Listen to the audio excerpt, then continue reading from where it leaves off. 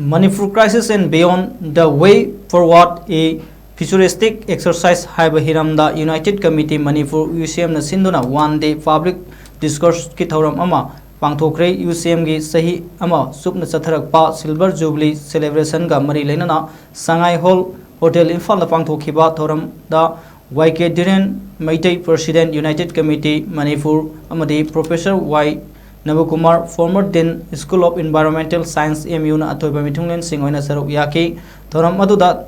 Dhiren A Sadokpam, Editor-in-Chief The Frontier Manipurna State Constitution Act 1947 as the constitutional legal foundation for a new secular democratic republic of Manipur haiba hiramda wangangke Professor Chinglen Maisnam ISOD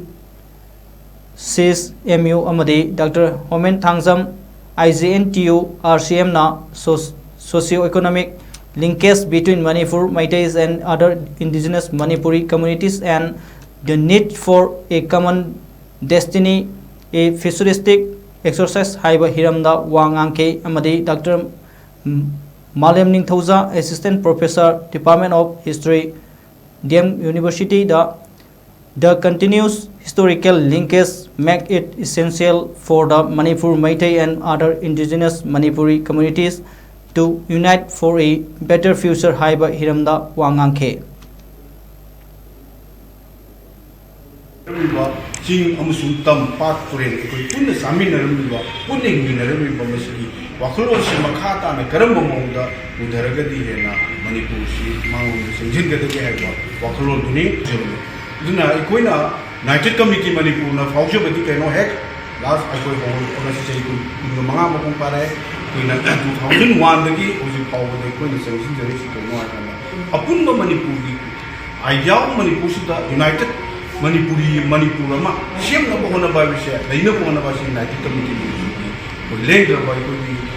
hong benar roi dah bayi,